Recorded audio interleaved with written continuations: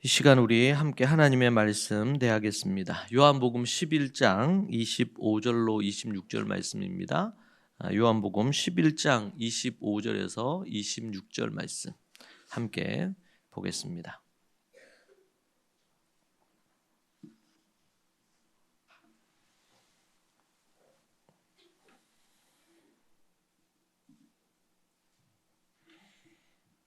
한 목소리로 같이 우리 읽도록 하겠습니다. 예수께서 이르시되 나는 부활이요 생명이니 나를 믿는 자는 죽어도 살겠고 무릇 살아서 나를 믿는 자는 영원히 죽지 아니하리니 이것을 내가 믿느냐. 아멘. 2주간 동안 부활 수양회를 대구에서 또 경기에서 인도하면서 하나님께서 여러 많은 은혜를 개인들에게 그리고 또 특별히 저에게도 은혜를 베풀어 주셨습니다. 그러며 제 마음에 한 가지 생각이 떠올랐는데 그 생각이자 또 질문이기도 한데 이 십자가와 부활이 오늘날 유효하고 지금도 부활은 일하고 있는가? 라는 질문을 갖게 되었습니다. 이 질문은 여러 가지 의미를 가질 수 있는데 하나는 사람의 마음의 부활은 과연 지금도 살아 있는가? 이 부활이 진짜 믿을 만하고 정말 우리가 믿고 나아가며 지금도 이 부활이 살아서 우리를 움직일 수 있는가? 라는 질문과 더불어 성도들의 마음의 부활은 지금도 확신을 할 수 있고 또 확신 가운데 이게 살아 숨쉴 수 있는가 이 부활이 그것과 관련해서 던지게 된 물음이기도 합니다. 십자가와 부활은 지금도 현재의 삶에 새로운 의미가 되고 하나의 능력으로 자리할 수 있는가? 부활이 아니면 과거에 2000년 전에 일어났던 하나의 사건에 불과하고 더 이상 우리들에게는 그렇게 큰 의미와 영향을 주지 않는 것은 아닌가? 과연 부활은 현재 성도들과 그리고 또 교회에 새로운 바람을 일으키고 또 우리를 새롭게 하고 새 힘과 능력을 줄 수 있는가? 하나의 어떤 행사나 이벤트로 부활은 그냥 자리하고 있지는 않은가? 우리가 묻게 됩니다. 여러분은 어떤가요? 이 부활이 지금도 살아있다고 여러분들이 생각하시고 부활이 정말 의미가 있고 부활은 내 삶을 우리의 삶을 우리 교회를 새롭게 하는 힘의 원천이고 능력인가? 우리가 부활주의를 맞아서 우리가 한번 생각해 봐야 할 것입니다. 그러기 위해서 우리는 부활이 뭔지 먼저 생각해야겠습니다.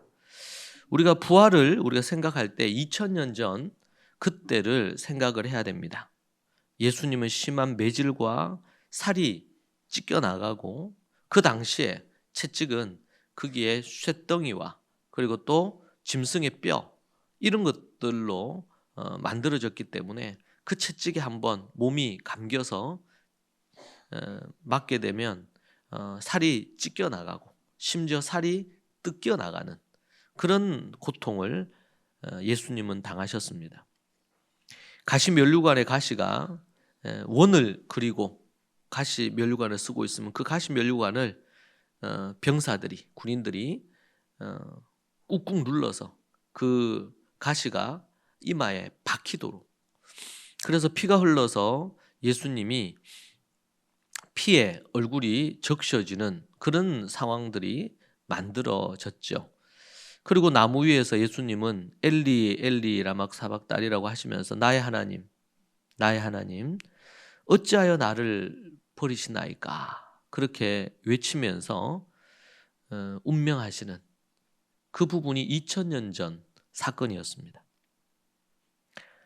왜 이런 일이 있었을까요? 왜 이런 일이 반드시 있어야만 했겠습니까? 로마서 4장 25절에서 이렇게 말해주고 있습니다. 예수님은 우리가 범죄한 것 때문에 내 줌이 되고 이렇게 말하고 있어요. 예수님은 우리가 범죄한 것 때문에 내 줌이 되었다. 그분이 나무에 달려 돌아가시도록 내어 주었다는 거죠. 그것은 전적인 인간의 범죄, 인간의 죄 때문이다라는 겁니다. 죄인된 인간을 구원하기 위한 하나님의 계획이 나무에 달린 예수님이었습니다. 이사야서 53장 10절에 보니까 여호와께서 그에게 상함을 받게 하시기를 원하사, 여호와 하나님이 예수님의 상함을 원하셨어요. 질고를 당하게 하셨은즉 그의 영혼을 속건 제물로 그렇게 말씀합니다. 예수님이 십자가에 달리신 것은 하나님이 원하시고 바라셨던 일이라고 말하고 있습니다. 그의 영혼을 속건 제물로 드리기에 이르면 그가 씨를 보게 되면 그의 날은 길 것이고 또 그의 손으로 여호와께서 기뻐하시는 뜻을 성취하리로다. 하나님께서는 그에게 상함을 받게 하시기를 원하셨고 질고를 당하게 하셨고 그리고 그의 손으로 여호와께서 기뻐하시는 뜻을 성취하리로다 이렇게 말하죠. 나무에 달린 예수님은 여호와께서 기뻐하시는 뜻을 이루기 위해서 나무에 달리기로 작정을 하신 것입니다. 그리고 그 일을 성취하셨어요. 그러니까 십자가 사건은 하나님께서 계획하시고 하나님께서 이루신 일입니다. 그 일에 전적으로 100% 순종하셔서 예수님이 그 일에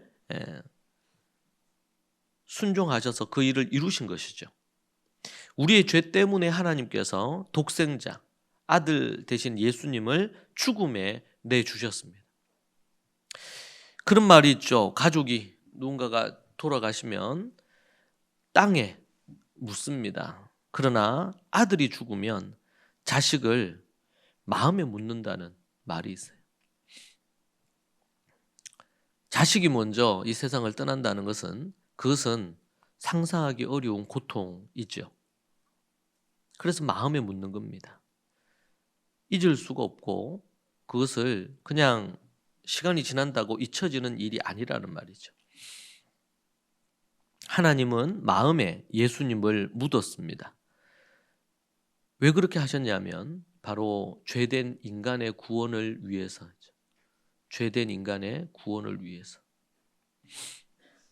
요한복음 3장 16절에 하나님이 세상을 이처럼 사랑하사 독생자를 주셨으니 이는 그를 믿는 자마다 멸망하지 않고 영생을 얻게 하려 하심이라.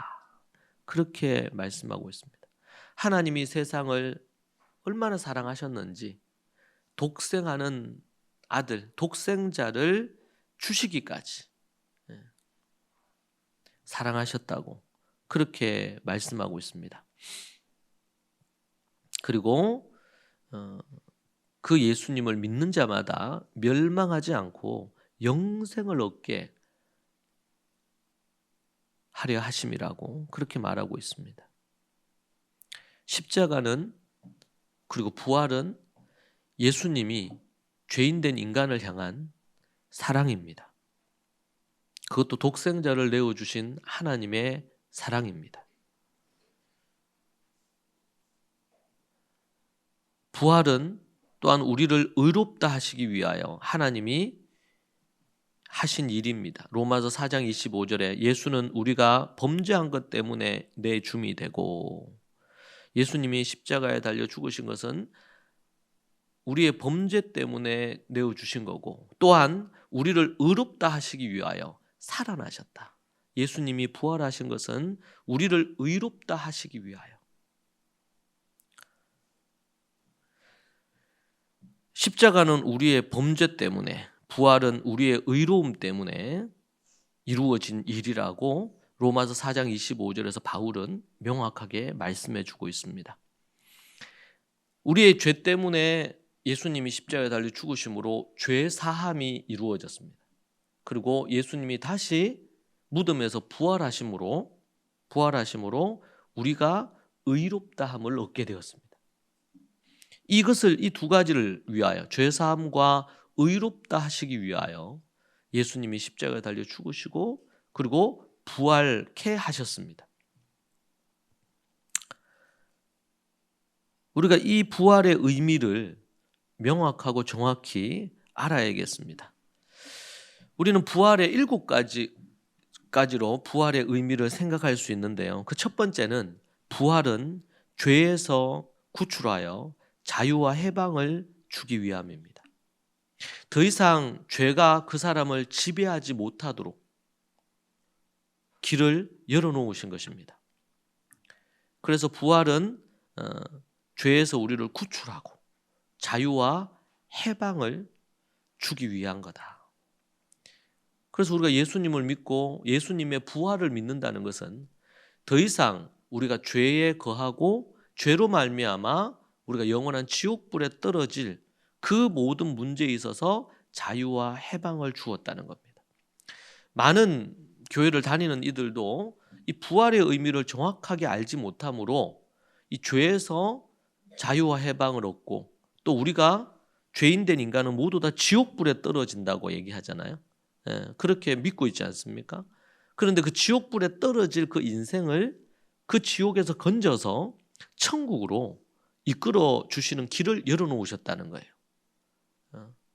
인류 역사 가운데 이 사건, 예수님이 십자가에 달려 죽으시고 부활하신 사건보다 더 귀하고 또 중요한 사건은 인류 역사에 없습니다.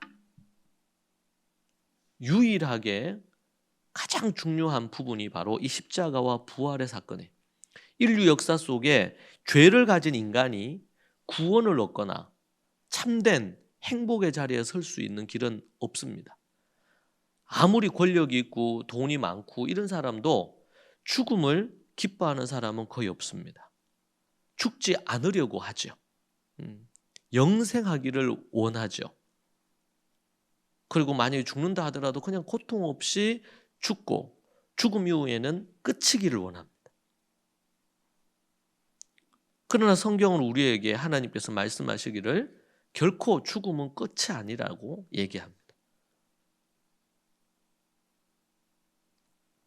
그 죄에서, 그 죽음에서, 그리고 그 지옥에서 건짐을 받을 수 있는 딱 한 가지 길은 하나님께서 만들어 놓으신 예수님의 십자가와 부활밖에 없습니다.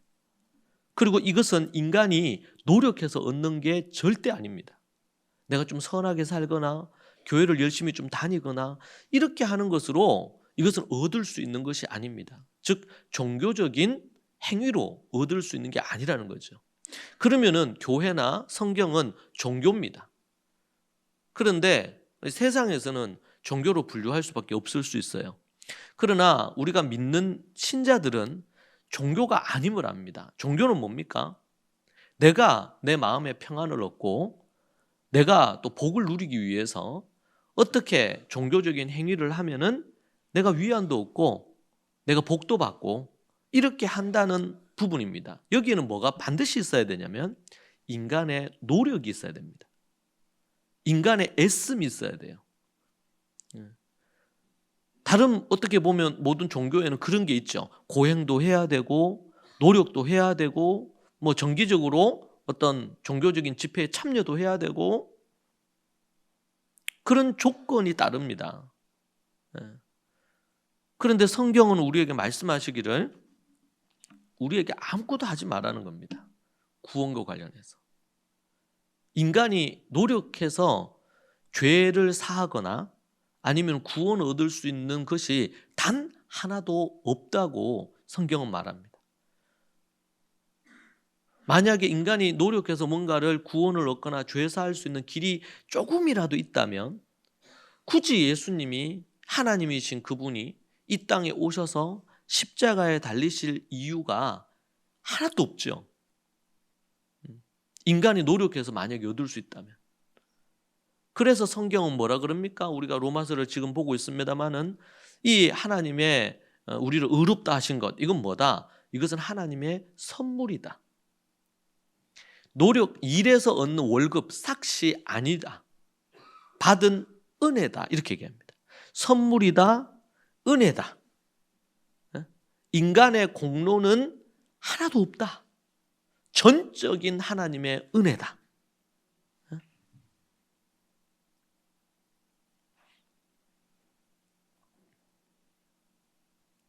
어떻게 보면은 어머니가 자녀를 위해서 음식을 준비하고 막 차리고 이렇게 합니다.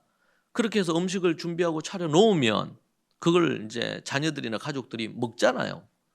물론 같이 준비해서 차리기도 하지만 예를 들면 어머니가 음식을 차렸다고 생각합시다. 그러면은 그것을 먹어요. 그죠? 가족들이 음식을 차린 게 아니야. 어? 어머니가 전적으로 다 준비해서 차려 놓은 거예요. 응?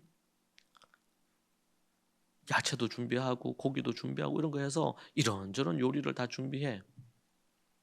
그런 것처럼 하나님께서 예수님을 통해 가지고 예수님과 함께 계획하셔서 예수님이 실행하셔서 우리 인간의 죄된 인간의 어떠한 극악무도한 죄인이라 하더라도 구원 얻을 수 있는 그 길을 다 차려놓은 거예요. 거기에서 우리는 이제 죄인된 인간은 이 구원이 내 것이 되려면 뭐가 필요한 거예요? 뭘 해야 돼요? 이 차릴 필요는 없어. 차릴 수 있는 뭐 힘도 없고 인간은 뭐가 필요할까요? 그것을 믿는 믿음만 필요한 거예요. 최소한 어머니가 뭐 적절한 딱 맞는 비유는 아닐 수도 있어요. 어머니가 다 차려놨는데 숟가락으로 퍼먹는 건 지가 해야지. 에? 다 컸는데 고등학생인데 입에 넣어줘요? 떠먹여줘요? 요즘 애들은 그런 거 싫어하죠. 그런 거 자체를 원하지도 않고. 하나님이 다 하셨단 말이에요. 인간이 노력하고 애쓸 필요가 하나도 없어요. 근데 우리가 믿었다고 해서 내가 밥을 떠서 먹었다고 해서 내가 이거 음식 준비하는데 너무 힘들었다. 이런 얘기를 할 수 있냔 말이에요. 못하지. 왜? 다 차려놓은 거 그냥 숟가락 해가지고 그냥 떠먹는 건데. 물론 최소한의 믿음은 필요해요. 이거를 먹을 수 있다는 거에 대한 걸 갖고 이거 떠먹어야 되니까. 예수님의 십자가와 부활이 나를 구원해 준다는 것에 대한 믿음이 있어야 되니까. 최소한의. 근데 겸손한 자만이 이 믿음을 가질 수가 있어요. 이것도. 다 차려놨지만 아무나 이것을 먹을 수 있는 게 아니에요. 그러면은 뭐 70억 넘는 인구가 다 구원을 받았겠죠. 그런데 사람들은 생각하기를 세상에 공짜가 어딨냐 말이에요. 내가 뭔가를 해야지. 내가 뭔가 노력을 해야지. 구원을 얻는 거나 이런 것도 그렇게 생각을 하는 거예요. 근데 하나님이 전적으로 다 하신 일이에요. 다만 우리가 그래서 믿기가 더 어려울 수도 있어요. 뭔가 좀 지불하고 받으면 좋겠는데 그냥 선물로 주신다 그러니까. 공짜로 주신다 그러니까. 물론 하나님 편에서는 대가를 다 지불했죠. 독생자까지 내주고 마음고생도 얼마나 많으셨겠어. 그러면 예수님 믿고 교회 나오는 사람들이 왜 노력은 왜 해야 되느냐? 그 이루어 놓으신 그 구원을 우리가 받아들이는 믿음으로 받아들이고 그리고 하나님 앞에서 뭐예요? 오늘 여기 말씀해 보니까 의로움을 위하여 예수님 부활하셨다 그랬잖아요. 우리가 하나님께서 우리를 의롭다 해주신 거예요. 그 이후에 하나님의 백성답게 살아가야 되는 노력이 우리에게 필요해요. 의롭다 칭해 주시고 구원해 주시는 것은 하나님이 전적으로 하시는 거고 100%그 구원을 받아들여서 믿음으로 그 사실을 믿고 날마다 하나님이 기뻐하시는 삶을 사는 거예요. 그것은 우리의 노력이 전적으로 필요해요. 물론 하나님께서 우리를 이제 따라 하실 거예요. 견인. 의롭다 칭한 그들을 거룩하게 이끌어 주시는데 우리를 이끌어 주시고 좌로나 우로나 치우치지 않도록 이끌어 주시고 끝까지 우리를 도와주시는 거.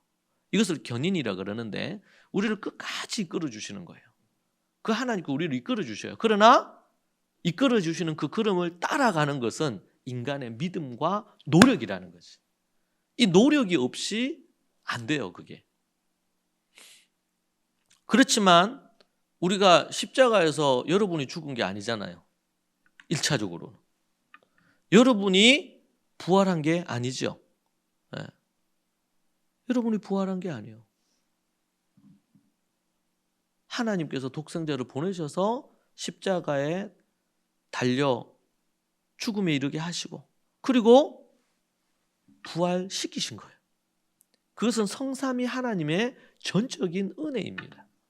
은혜. 그게 부활이에요. 그게. 그래서 우리를 죄에서 구출하고 자유와 해방을 준 거예요. 인류의 가장 심각한 문제는 경제적인 문제도 아닙니다. 물론 필요한 거죠. 교육의 문제도 아닙니다. 필요한 것들이지만 정치, 경제, 사회, 교육, 문화 이런 것이 핵심이 아니에요. 근본적인 건 뭡니까? 죄입니다. 죄. 하나님을 떠나서 자기 원하는 대로 사는 근본적인 원죄부터 시작해서 조상의 죄, 스스로 짓는 자범죄에 이르기까지 죄가 문제예요. 죄가. 이 죄의 문제를 그래서 예수님의 이름이 뭡니까? 자기 백성을 저들의 죄에서 구원할 자라. 예수아라고 예수라는 이름 자체의 뜻이 자기 백성을 저들의 죄에서 구원할 자라. 심지어 교회를 다니는 이들도 이 죄가 정말 심각한 문제라는 걸 인식 못하는 경우들이 꽤 많아요. 그래서 쉽게 죄를 짓기도 하고 그럴 수 있단 말이에요.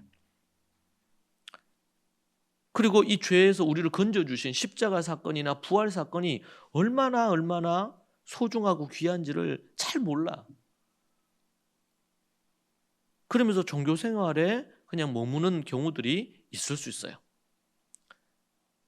우리 좋은 가족 식구들은 절대로 그러면 안 됩니다. 그러면은 이 십자가를 봐도 별로 감흥도 없고 이 부활절이 된다고 하더라도 어떤 그냥 이벤트 정도로 생각하지 막 그것이 가져다 준 은혜 앞에 그러니까 예수님 믿고 나서 믿은 이후에 변화들이 잘 안 일어나거나 주님을 위해서 성경은 먹든지 마시든지 무엇을 하든지 주의 영광을 위해서 하라 그러는데 하는 것마다 자기 영광을 위해 하는 일마다 내가 좀 높아지고 내가 좀 드러나고 내가 명성을 얻고 내한테 좀 돈이 되고 이러면 하고 안 그러면 안 하는 거예요. 그래서 진짜 그 사람이 십자가와 부활의 은혜와 복음을 믿은 사람인지 아니면은 그냥 종교 생활하는 사람인지 스스로에게도 우리가 확인할 수 있고 체크될 수 있는 부분이지요. 죄에서 우리를 구출해 주셨어요. 예수님. 그리고 또 부활로 말미암아 사탄과 마귀에게서 우리를 구출하고 해방과 자유를 주셨어요. 믿습니까? 네. 우리를 십자가와 부활의 이 사건은 우리 교회에서 기독교에서 딱 한 가지 사건만 얘기하라면 십자가와 부활 사건이에요. 네. 물론 성탄절도 중요하고 감사절도 중요하지만 딱 하나만 얘기하라면 그리고 인류 역사에 딱 하나의 중요한 사건을 얘기하라 그러면은 십자가와 부활 사건이에요. 왜냐하면 우리를 죄에서 건져주셨고 그리고 우리를 죄에서 건졌을 뿐만 아니라 천국으로 들어갈 수 있는 길을 열어놓으셨거든요. 누구나 많이 가진 사람이든 못 가진 사람이든 잘난 사람이든 못난 사람이든 있는 사람이든 없는 사람이든 많이 배운 사람이든 못 배운 사람이든 명성이 있고 유명한 사람이든 아무도 모르는 사람이든 남녀노소 그리고 모든 것을 불문하고 누구나 죄에서 건짐받고 천국에 들어갈 수 있는 길이 열렸단 말이에요. 오직 뭘로만? 믿음으로만. 그 사람이 똑똑하든 안 똑똑하든 잘났든 못났든 아무 상관이 없어요. 오직 믿음으로만 구원을 얻게 돼요. 여러분 돈 있는 사람이 예수님 믿고 천국 갈 수 있으면은요 얼마나 그게 불공평하겠어요. 젊고 막 똑똑한 사람들만 천국 간다. 그러면은 그것만큼 불공평한 건 없겠죠. 불평등한 거예요. 그런데 누구나 와서 그 물을 마실 수 있어요. 누구에나 열려 있어요. 그런데 우리는 예수님을 믿고 신앙생활을 한다고 하지만 그런 돈의 유무에 따라서 그 사람이 얼마나 많이 배우고 못 배웠냐, 그 사람이 얼마나 예쁘냐, 이런 거에 따라서 우리는 판단하고 자신이 그 사람이 좋고 나쁘고 이런 것까지도 우리가 판단하는 거예요. 그것은 하나님의 뜻도 아니고 성경의 정신이 아니에요. 그래서 예수님이 이 땅에 계시면서 많은 똑똑하고 잘난 사람들이 많았죠. 그들이 예수님 따르는 이들도 있었어요. 바리새인도 있었어요. 그런데 예수님의 별명이 뭐냐면 창녀와 세리의 친구래. 예수님은 창녀들의 친구가 되시고 매국노, 우리나라로 얘기하면 일본 앞잡이의 친구가 되어주셨어요. 세리의 친구가 되셨어요. 그 영혼도 구원받아야 될 한 영혼으로 보시고 친구가 되셔서 함께 먹고 마시고 그들에게 올바른 길로 이끌어 주셨어요.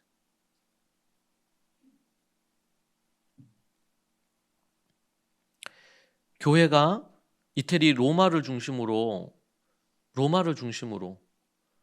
교회의 축이 옮겨지면서 그때로부터 가진 자들의 종교, 힘 있는 자들의 종교로 변질이 돼버렸어요. 물론 하나님은 가진 자나 가난한 자나 구분하지 않아요. 그런데 뭔가 예수님 믿고 우리가 세상적인 복을 누리고 우리가 잘 나가고 뭐가 되기를 원하는 이런 세상의 가치가 교회 안에 들어와서 변질이 되어버리는 것이죠.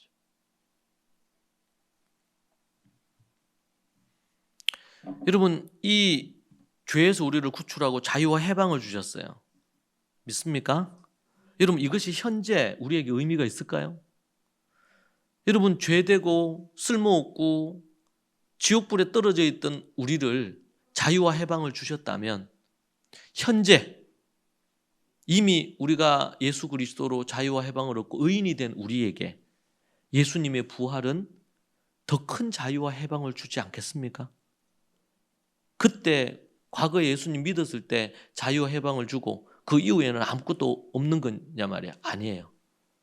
여러분, 우리가 심리적인 어떤 압박감을 느낄 때, 부담감을 느낄 때에 그것으로부터 자유와 해방은 우리 주님의 십자가와 부활을 통해서 우리가 현재에도 누릴 수 있는 것입니다. 어떤 일을 해가는데 여러분 부담이 있습니까? 압박감이 있습니까? 그걸 잘해야 된다는 부분이 있습니까?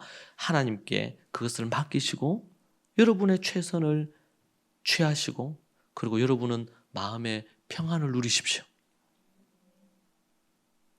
우리에게 지금도 십자가와 부활은 현재 내 삶에 심리적인 압박감에서 우리를 자유케 하고 갖가지의 많은 정신적인 스트레스로부터 우리를 해방시키는 그러한 힘을 가져다 준.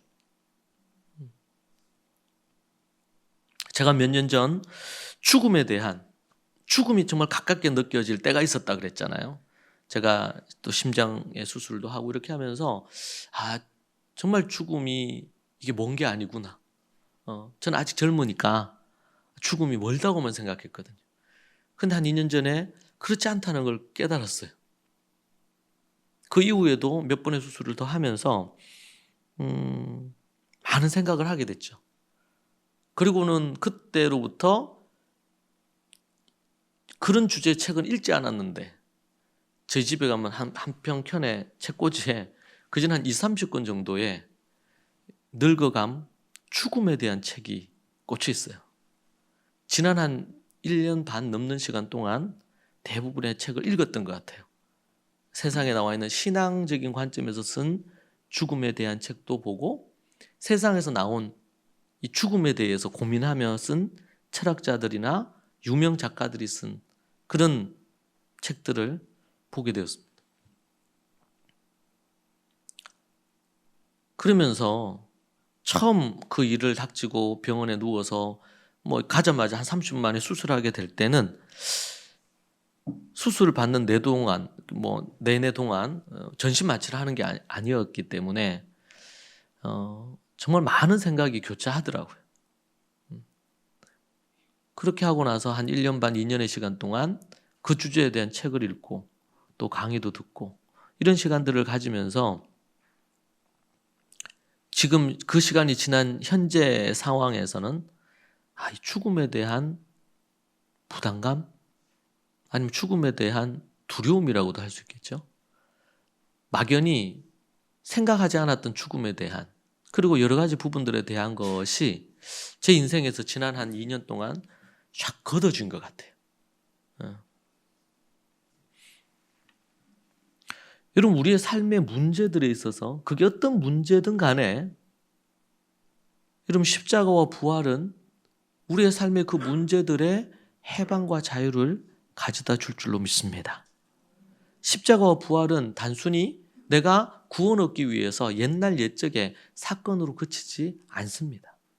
현재 지금 십자가와 부활은 일하고 있으며 내 삶을 바꾸어낼 수 있고, 우리가 앞에서 얘기한 것처럼 숟가락을 가지고 떠서 먹기만 하면 되어지듯이 이미 우리에게 십자가와 부활은 우리에게 죄사함과 의를 우리에게 이미 허락하셨거든요. 근데 그것을 붙들고 날마다 십자가에서 나를 죽이고 부활로 날마다 살아나는 거예요. 날마다. 하루에도 얼마나 감정의 기복이 우리에게 많이 옵니까? 성경에 보면 요나서를 보니까 요나가 마음에 이렇게 그게 많아요. 그래서 기독교 상담학이나 심리학에서 연구하는 그 책 중에 매우 중요한 책이 요나서예요. 요나서. 제가 대학원에서도 그 한 과목을 제가 들은 적이 있는데 요나서. 왜냐하면 요나서가 감정 기복이 엄청 큰 것 같아, 이 선지자가. 그렇게 해서 그래서 이제 그 복음 그게 하나님 말씀 전하잖아요. 이 땅에 니느웨에 심판이 있을 거다. 그렇게 하면서 원래는 한 3일 길을 돌아다니면서 전해야 되는데 그냥 대충 전하고 하루 만에 그냥 쫙 해서 땡 끝낸 거예요. 그리고는 저 언덕에 올라가서 기다리는 거지. 정말 내가 전한 말씀대로 하나님께서 이들이 회개하고 돌아와서 이 성을 하나님이 살려주시는지 아니면은 심판하시는지 보자 그러고 있는 거예요. 근데 거기에 뭐예요? 넝쿨이 있어가지고 햇볕이 있어가지고 넝쿨이 생기면서 넝쿨 때문에 그늘이 지니까 너무 시원하고 좋은 거죠. 근데 갑자기 하나님께서 벌레를 보내가지고 벌레 먹게 해가지고 다 없애버렸어. 그러니까 햇볕이 막 내리쬐잖아요. 그러니까 이 요나의 반응이 그냥 하늘과 땅 차이예요. 그늘이 있을 때는 헤헤헤 웃고 있다가 그늘이 딱 사라지고 이렇게 하니까 막 욕을 해대네. 막. 사람의 감정이라는 것이 하루에도 여러 번 왔다 갔다 하죠.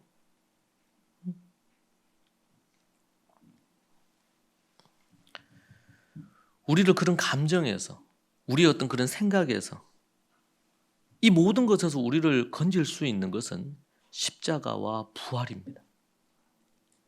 물론 뭐 각가지의 책이나 아니면 상담자들이 우리에게 부분적인 유익을 줄 수 있어요. 필요하다면 그런 도움을 받을 필요도 있어요. 우리가 아프다고 예를 들면은 집에서 계속 기도만 하고 누워 있진 않잖아요. 병원 가서 치료도 받고 이런저런 부분 하죠. 그런 것처럼 우리의 마음이나 정신에도 어려움이 있으면 그렇게 도움 받을 수 있어요. 그러나 분명한 것은 우리를 그 문제에 있어서 근본적으로 자유와 해방을 줄 수 있는 것은 우리 주님의 십자가와 부활밖에 없는 줄로 믿습니다. 하나님의 말씀만이 그것을 만들어내요. 저는 개인적으로 어릴 때부터 해서 상처와 아픔이 많았습니다. 그래서 어릴 때 이런저런 뭐 그런 검사를 하거나 이렇게 할 때도 정상적인 결혼 생활도 어려울 수 있다 부터 해서 여러 이런 얘기들을 진단을 받았습니다. 근데 제가 돌이켜보면 저를 새롭게 바꾸고 이렇게 하는 부분은 여러 가지 요인이 있을 거라 생각해요. 어릴 때부터 교회를 다녔죠. 저는 뭐 모태신앙은 아닌데 어릴 때 초등 때 이제 중학교 1학년 때부터 본격적으로 교회를 다녔는데 이제 그렇게 하면서 교회가 가진 영향력이 매우 컸죠. 뭐 또 여러 가지 요인이 있었을 거예요. 근데 가장 큰 것은 제가 돌이켜보면 대학 때부터 시작해서 성경을 연구했던 게 엄청 컸던 것 같아요. 많은 치유 세미나도 들어보고 뭐 수많은 강의도 이렇게 듣고 했었지만 하나님의 말씀을 듣고 연구하고 묵상하고 그렇게 했던 거. 그리고 제가 이제 목사가 되면서 가르치는 일을 계속 해야 되니까. 그러니까 참 감사한 것은 뭐 제가 시험 들거나 아니면 뭐 어떤 문제가 있다고 해서 목사니까 어디 뭐 교회를 떠날 수도 없잖아요. 떠날 수도 없지.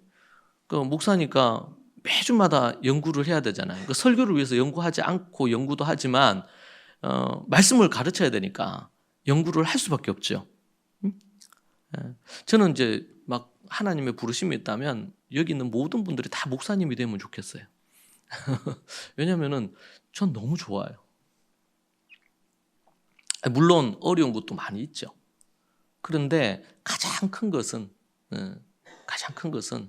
우리 믿는 자들에게 주신 가장 큰 것은 뭐냐면 말씀을 맡은 거거든요. 하나님이 우리에게 말씀을 맡겨주셨어요. 이 말씀을.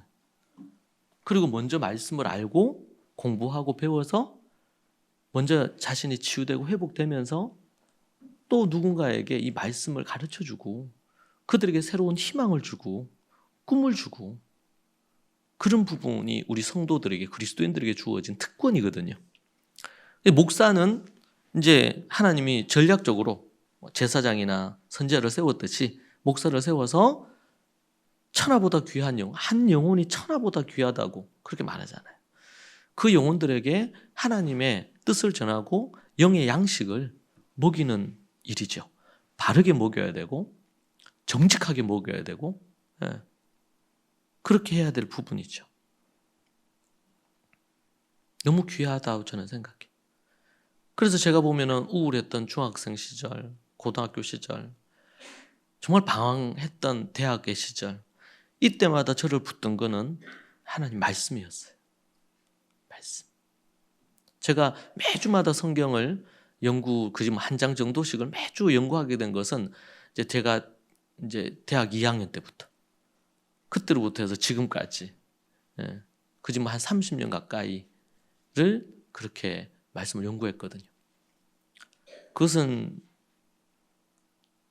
정말 좌로나 우로나 치우치지 않도록 이끌어준 하나님께서 저를 이끄신 방법이었다고 저는 생각해요. 여러분, 십자가와 부활은 우리의 하나님의 말씀의 핵심이고, 그리고 십자가와 부활이 우리에게 생명이죠. 여러분, 그것이 우리에게 자유와 해방을 줬어요. 그렇다면 죄에서 건져주고 천국으로 들이신 그 하나님께서 우리에게 주신 이 십자가와 부활이 우리의 삶에 진정한 자유와 해방을 매일 주지 않겠냐 말이에요.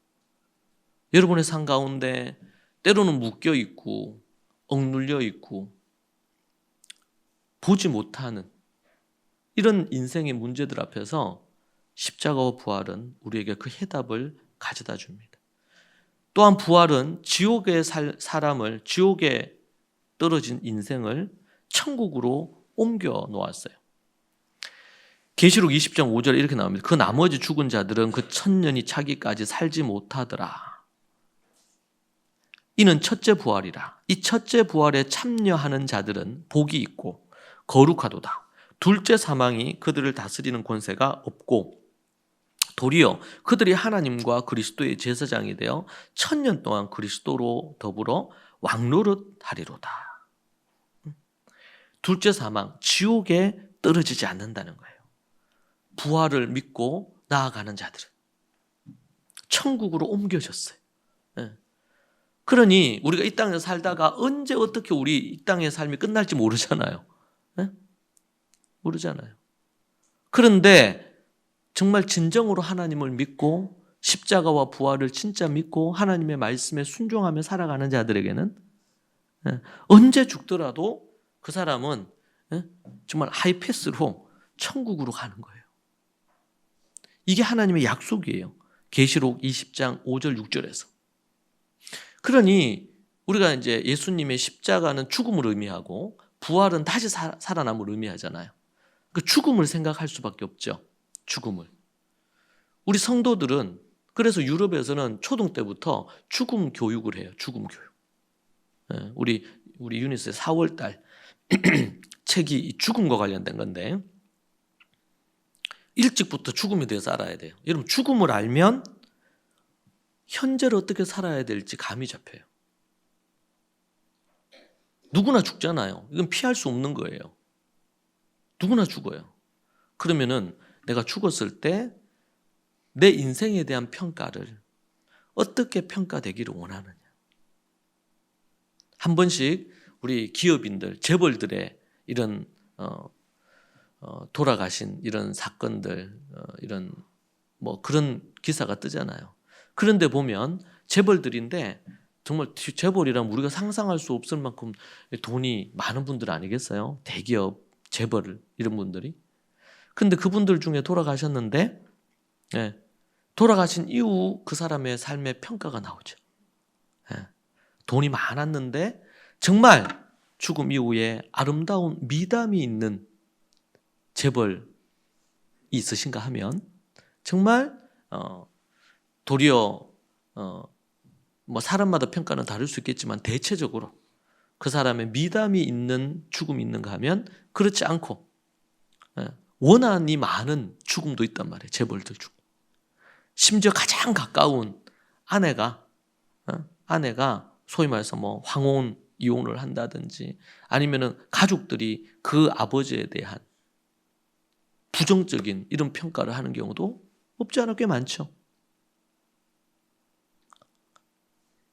똑같은 죽음이 아니라는 겁니다. 사람이 죽으면 죽음 이후에 그 사람에 대한 평가가 나와요. 그런데 우리는 죽음을 생각하지 않고 살아요. 그러다 보니까 더 많이 가지려고 하고 막 한단 말이죠. 나누기보다도 더 가지려고 하고 어떤 사건이 있으면 어떻게든 자기의 어떤 입장과 주장을 관철해가지고 자기가 뭐 어떻게든 이기려고 하고 이런 경우들이 많잖아요. 근데 사람이 일찍부터 어릴 때부터 죽음을 생각한다면 내가 죽었을 때 사람들이 나를 어떻게 평가할 건가? 내가 하나님 앞에 죽어 하나님 앞에 섰을 때 하나님은 나를 어떻게 보실 건가? 뭐라고 하실 건가?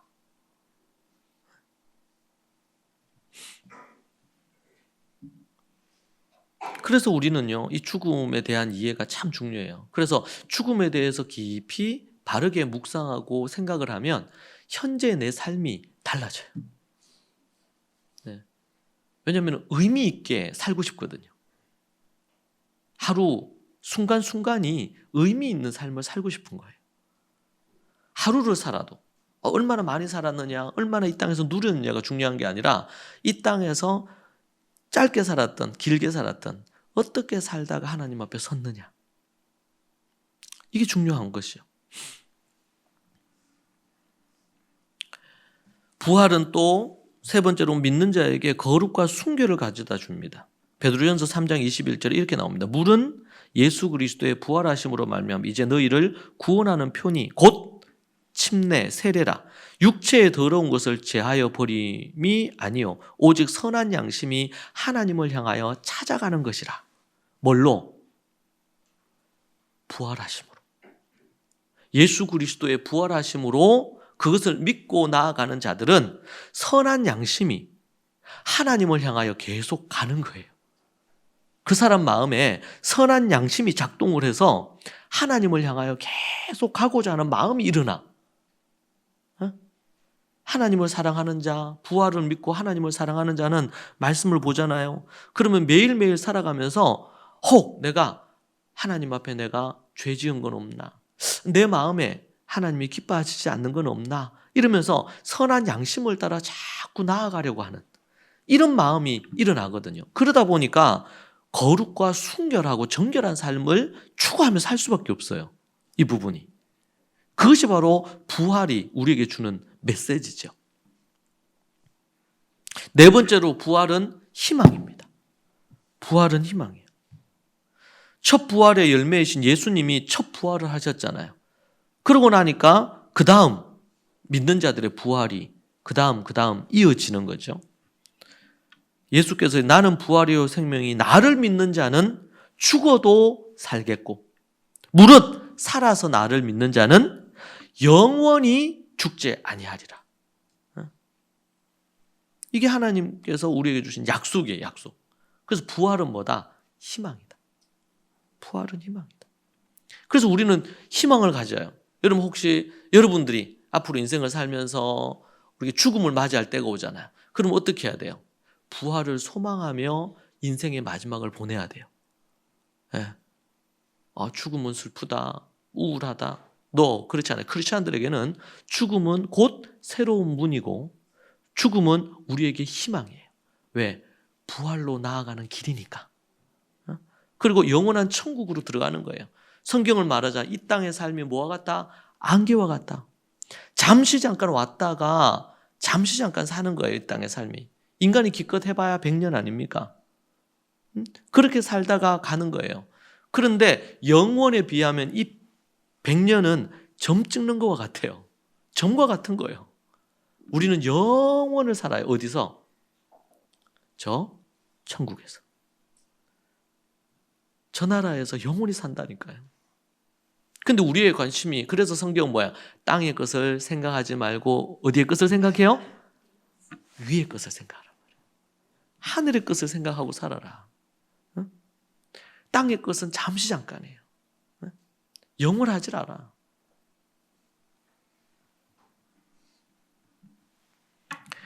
다섯 번째로 부활은 영생입니다. 부활은 뭡니까? 진정 부활하게 되면 뭐야? 그때로부터 죽어 안 죽어요? 부활, 예수님 부활하셨고 그러고 나서 우리 믿는 자들이 이 땅에서 죽든 아니면 살아서 주님의 재림을 만나든 간에 부활을 하게 돼. 부활을 하면은 더 이상 죽음이 없어요. 영생인 거예요. 영원히 살아요. 문제는 이 영생을 천국에서 살 거냐, 지옥에서 살 거냐. 이게 문제지. 부활을 하면 영원히 삽니다. 죽지 않습니다. 그러니 우리는 죽음을 두려워할 하등의 이유가 없어요.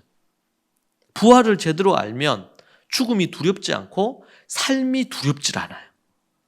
우리가 왜 삶이 두려우냐? 왜 삶이 두려우냐?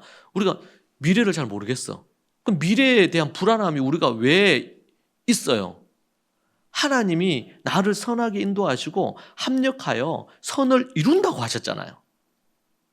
이걸 우리가 믿는다면 우리는 현재뿐만 아니라 미래를 두려워할 게 없어요. 인간적으로 우리 인간이니까 잠시 두려움이 찾아올 수는 있겠지. 그러나 우리가 곰곰이 생각해 보면 두려워할 게 전혀 없어요. 가장 베스트한 길을 우리를 이끌어 주실 하나님이 계시고 그 하나님이 우리의 아버지라고 부른단 말이에요. 이 땅에서도 아이들이 아니면 뭐 나이가 들어서도 아버지가 저희 아버님 돌아가셨는데 아버지 계신 것과 그렇지 않은 것은 좀 다르긴 해요. 어리면 어릴수록 더 그렇죠. 아버지하고 같이 어디 가는 거하고 혼자서 어디 가는 거하고 두려움이 다르지 않습니까? 어두운 밤길을 걷는다 그럴 때 누군가가 옆에 있는 거하고 없는 거하고 다르듯이. 근데 우리 인생을 살아가는데 하나님이 내가 너와 함께 하겠다 말씀하신단 말이에요. 내가 세상 끝날까지 내가 함께 할게. 여러분 뭘 두려워하세요? 뭐가 무섭습니까? 뭐가 두렵습니까? 예수님이 얘기하시죠. 산상수훈에서. 맞으면 맞다, 아니면 아니라고 하세요. 그냥. 뭐 이래저래 변명이 필요 없습니다. 기면 기고 아니면 아니라고 하면 돼요. 인생에 있어서.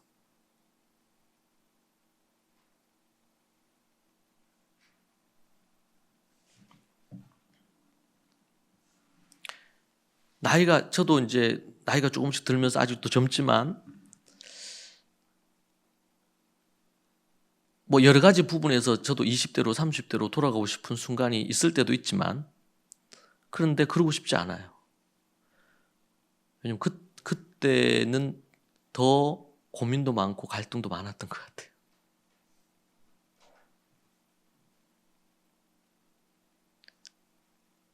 세월이 지나면서 우리의 몸은 후패해져요. 쇠약해져요. 그러나 우리의 마음은, 우리의 영혼은 날로 새롭도다. 세월이 지나면서 나이가 들면 늙어가죠. 그래서 제가 이제 몇 년 동안, 이제 2년 동안 늙어감과 관련된 책들을 여러 권 이렇게 읽으면서 이게 정말 늙어가는 것이 정말 기쁘고 행복한 일이구나.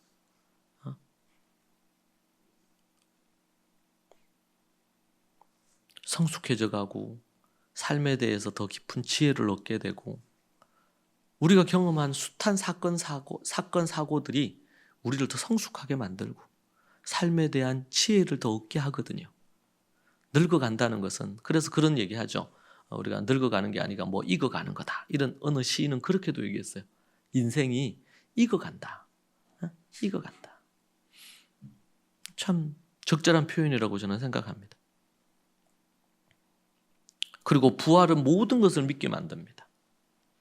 이 말이 뭐냐면요, 여러분 부활을 믿을 수 있으면, 예수님이 부활하셨다는 것을 믿을 수 있으면, 여러분 성경의 말씀 중에 믿지 못할 말씀이 어디 있겠어요? 사람이 죽었는데 죽은 사람이 다시 살아난다. 그것을 예수님이 죽으시고 3일 만에 부활하셨다. 이것을 우리가 믿음으로 받아들인다면 믿지 못할 일이 뭐가 있냔 말이에요. 성경에서, 성경의 말씀 중에 이보다 더 믿기 어려운 게 없잖아요. 부활보다 더 믿기 어려운 게 없죠, 실제로는. 성경의 모든 말씀을 믿을 수 있다고 성경은 얘기합니다. 부활을 믿는다면. 마지막으로 일곱 번째는 부활은 고난을 견디고 죽음을 기대하게 합니다. 부활은 빌립보서 3장 10절에 이렇게 나와요. 내가 그리스도와 그 부활의 권능과 그 고난에 참여함을 알려하여 그의 죽으심을 본받아. 죽음을 본받는다는 거예요. 죽음을. 우리는 예수님의 죽음을 본받아 살아야 돼. 예수님이 하늘의 밀알이 되셔서 땅에 떨어져서 밀알 자체가 썩어가니까 많은 열매가 맺은 것처럼 우리도 하늘의 밀알이 돼야 된다 이렇게 표현하잖아요. 죽어야지, 하늘의 밀알이 죽어야지 많은 열매를 맺듯이 예수님이 죽으심으로 많은 영혼을 살렸어요. 그래서 죽으심을 본받아 어찌하든지 간에 죽은 자 가운데서 부활에 이르려 하노니. 히브리서 11장 35절에 여자들은 자기의 죽은 자들을 부활로 받아들이기도 하며 또 어떤 이들은 더 좋은 부활을 얻고자 하여 심한 고문을 받고 구차에 풀려나기를 원하지 않았다. 어떤 사람들이 예수님 믿는 것 때문에 핍박받았는데 굳이 풀려나기를 원하지 않고 심한 고문과 고난을 당해도 견디고 이기고 나아갔단 말이에요. 그리고 굳이 풀려날 것을 기대하지 않았어. 구차하게 제발 살려주세요. 내가 믿음을 버릴 테니 나를 살려주세요. 나는 예수님 안 믿겠습니다. 이렇게 구차하게 자기의 생명을 구걸하지 않았다는 거예요. 왜? 부활을 소망했기 때문에. 오늘 죽어도 나를 살릴 수 있는 분이 우리 주님이시다. 그래서 구차히 풀려나기를 원하지 않아요.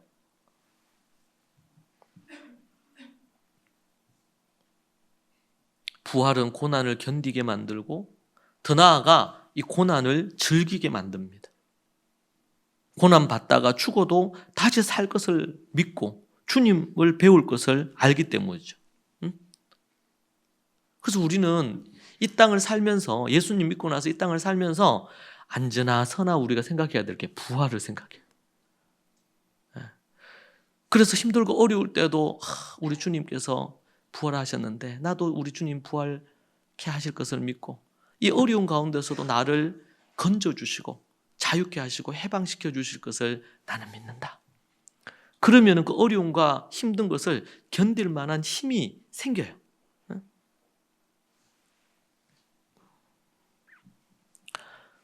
여러분, 부활하신 주님은 지금도 살아계십니다. 그래서 부활하시고 나서 승천하셨어요. 살아계셔요. 그리고는 10일 만에 성령님을 이 땅에 보내시죠. 성령님을 다른 말로 뭐라고 얘기하냐면요, 하나님의 영이다 이렇게 표현합니다. 성령님을 뭐라고요? 하나님의 영. 또 다른 말로 어떤 영이라고 부를까요? 따라하시죠. 그리스도의 영. 그리스도의 영. 예수님의 영이란 말이에요. 참 이 성령님이 정말 오묘하신 분이에요. 예수님의 영이에요. 그래서 그 예수님의 영이신 그 성령님이 이 땅에 오셔서 우리와 함께 하시는 거예요. 예수님 믿는 자들의 마음에 함께 거하셔서 그 사람을 이끌어 주시고 인도해 주셔요. 우리가 죄된 길로 가거나 이렇게 하고 그러면 양심의 가책을 주거나 하나님이, 성령님이 막 책망을 해, 우리 자신들을. 여러분, 부활하신 그 예수님은 지금도 살아계셔서 여러분 곁에서 함께 하십니다. 우리가 믿음을 갖고 그분을 의지하고 믿고 따라가야 됩니다. 우리가 만나는 그 어려움을 그분께 아뢰고 도움을 요청하고 그것을 잘 잘 예수님을 따르고 동행하며 살라고 하나님께서 조직을 만들었는데 그것이 바로 교회예요. 그래서 서로 오늘 이게 말씀도 듣고 함께 우리 성경 공부하며 서로 위로하고 격려하고 서로를 위해 기도하고 아플 때 기도하고 마음이 힘들 때 기도하고 서로 그렇게 해서 하나님의 성령을 쫓아가지고 예수님을 따라서 잘 살도록 이끄는 것이죠.